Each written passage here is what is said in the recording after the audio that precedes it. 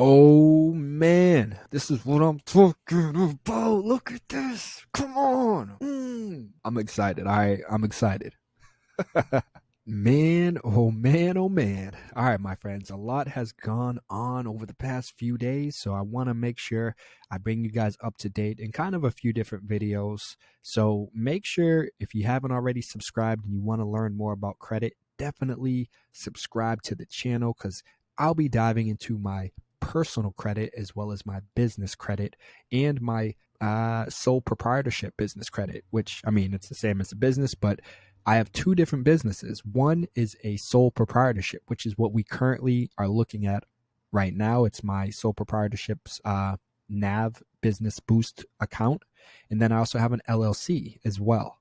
And so make sure you guys subscribe because I'll be kind of bringing you guys on this journey as I build up my credit and my personal credit and all of these credits and everything in between. So my friends, if you haven't, like this video and subscribe. Now, as you can see, we got my credit score right here, the business credit score from Experian Business at 86. And this is with my sole proprietorship, self-employed business. I made a video on November 12th that I posted called NAV Business Boost for Building My Self-Employed Business Credit for 2022. That video, you can see my Experian credit score is at 42. That was on November 12th, 42. Today, December 1st, my Experian score is 86. And on the personal side, my technically both of these have technically fallen down a little bit. This was at 777, and I think they both were at 777, I believe. And so, yeah, I think I made a video already diving into. I haven't posted it. Maybe it will be live by the time by the time this is live. But if we dive into the Experian Business over here and we look at the score factors, this is the biggest thing. And what we want to continue to focus on are kind of some of the pain points, I guess you could say, that they point out. Here are the factors influencing your score. So they're saying, hey, things have changed and this is why, but this is also why maybe it's not higher. And so NBR, which is number of commercial accounts with terms other than net 1 to 30 days. And then length of time on Experian's file, number of recently active commercial accounts, employee size of business, risk associated with the business type, risk associated with the company's industry sector, and then number of active commercial accounts.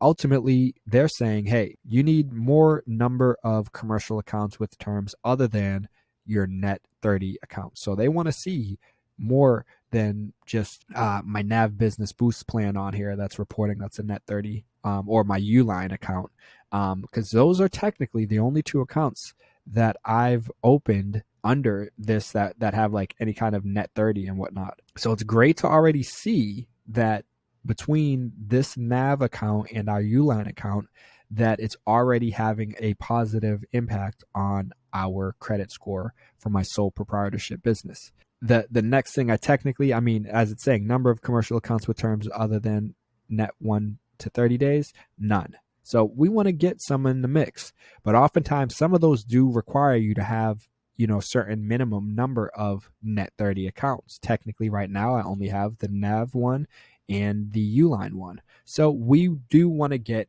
one or two more in the mix. Then it says length of time on Experian's file. This is something that will just inevitably come through time the longer you have your net 30 accounts and whatnot.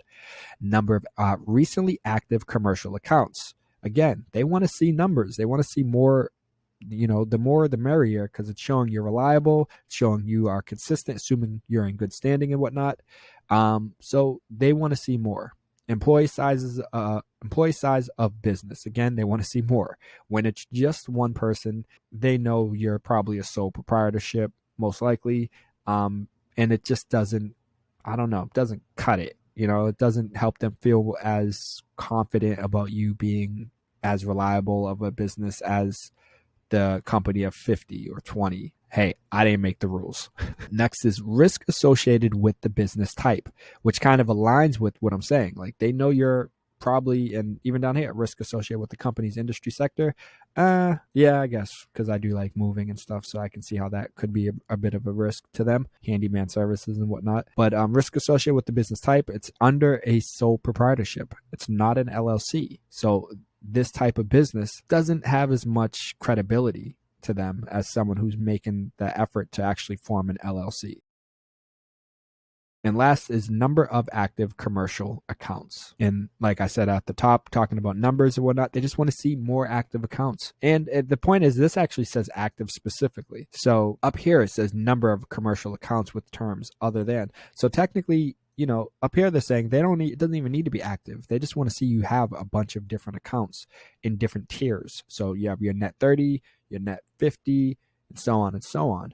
Whereas down here, they're saying specifically, we want to see, more active accounts. And some of these are also why my score has gone up. They're saying your score has gone up because you have your number of active commercial accounts. Before I had 0. Now I have 2. So yeah, this is great to see, my friends. I wasn't expecting it to be this quick. I mean, I did, but I didn't, because I know oftentimes they report on the 1st. That said, I'm kind of upset with myself for not jumping on the 2 other net 30 vendors I wanted to do before, today, so that they could potentially be on it. And even like 2 days ago, I was thinking about it. I was going to push myself with one of them, and I was like, they probably won't, at this point it's probably too late. But I have a feeling they both would have probably appeared, or at least one of them maybe would have appeared if I did it. But either way, we have all this month now, all December, to apply for another 1 or 2 net 30 vendors, and I'm kind of thinking, to be completely transparent,